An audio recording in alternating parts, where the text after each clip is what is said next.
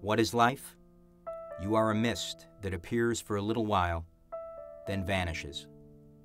James chapter 4, verse 14.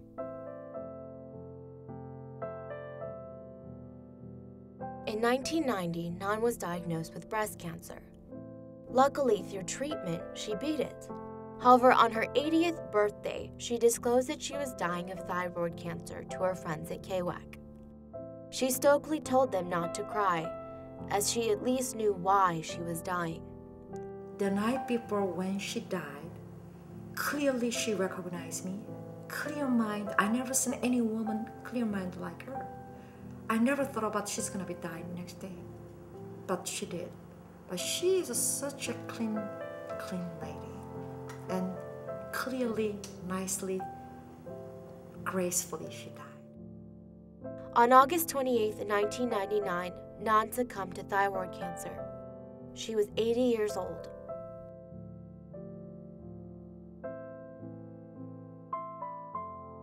One day I saw her coming from the distance. She was dragging her feet a little bit. Maybe because I'm a physician, I am watching little signs. So I thought funny why she walks like that. And then I watched her again a couple more times, and then I said, I think you should go to see the neurologist. And I made an appointment to one of the neurologists I know at the Resurrection Medical Center. And the doctor examined her and told her she has a Parkinson's disease. After being diagnosed with Parkinson's disease in 2007, Tonge moved to California to be under the care of her brother Bill Chu. Until this time, Tonge had lived and worked in Chicago for 45 years. And unsurprisingly, Tonge remained an active and perpetual trailblazer, even towards the end of her life. In June of 2008, for example, when she was very much sick and weighed only 78 pounds, she argued with her brother to find her a job. By this time, however, she did not fully remember who she was due to her illness. She started speaking to me in Japanese, and I was a little bit puzzled, and I asked Bill, her brother, why is she speaking to me in Japanese? Because as she is succumbing to Parkinson's disease and partially dementia, that she remembers only certain part of her life, and they tend to go back and remember the best parts of their childhood. And her childhood was during the Japanese occupation. So she started speaking to me in Japanese. And I remember we spent about 45 minutes just being together. And, I remember praying for her that God would take care of her. And, it was just sad to see this competent woman. And, I really see her as a pioneering woman. And for history to sort of close this chapter, it was very sad.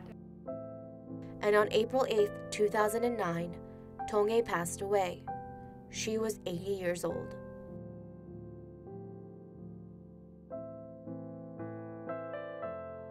Sung was diagnosed with lymphoma of the neck in 1991. She was eventually diagnosed with hepatitis B and passed away on January 3, 1996, at the age of 65. My mother came up to me and said that she had felt a lymph node in her neck, and I said, "I'll just take it out." And I was at that point already a resident at Northwestern, and so we preoperatively they found that her liver function was very abnormal, and at that time she was diagnosed with hepatitis B. And shortly thereafter, when they did her evaluation, it turns out that she had very advanced liver disease, and that was in 1991. And about maybe a year and a half before she died, we had done some imaging of her liver, and it turns out that she had a very large mass, which she actually decided never to get a biopsy to further pursue. She was quite ill towards the end of her life, but continued to work, because really that's what defined my mother, is being busy, working and contributing.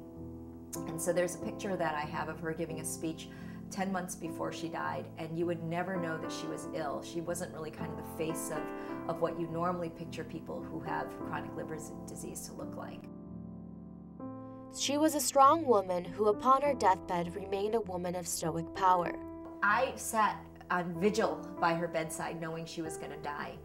And I left to get up for 2 minutes to go tell my brother that she was going to die, and she died in that moment. And that would just be the way my mother was, to have that final control even at that moment of her death.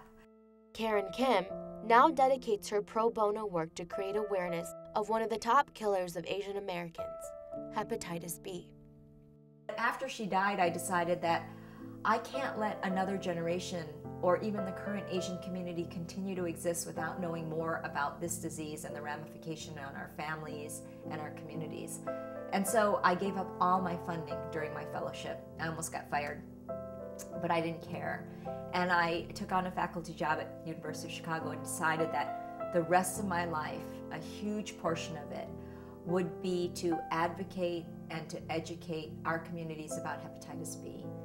And through that, I have become so involved in Asian outreach and community service. I have become my mother.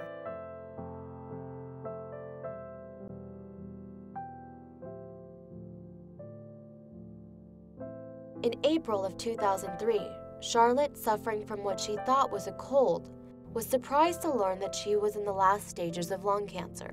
She came in and she said to me, "Mary, I've had this cough and it won't go away, it won't go away. I finally went to the doctor and they tell me I have lung cancer, and I've never smoked a day in my life. It probably came from my childhood and growing up around a lot of smokestacks in Korea, and I may have been exposed to a lot of secondhand smoke here in America, but I don't know how I got it. All I have to do now is concentrate on getting better." I could not believe that I had lung cancer, let alone that it was in the last stage. I had never smoked a cigarette in my life and even avoided people who smoked. The news was sudden and unexpected because, unlike most people, I went for a physical examination every year. But it was true. I had lung cancer. I just could not believe that what I thought was a cough and flu was cancer. How could this be? Charlotte remained a strong woman and continued her leadership roles in many organizations without letting on. But as time and treatments progressed, Charlotte's physical strength drastically weakened.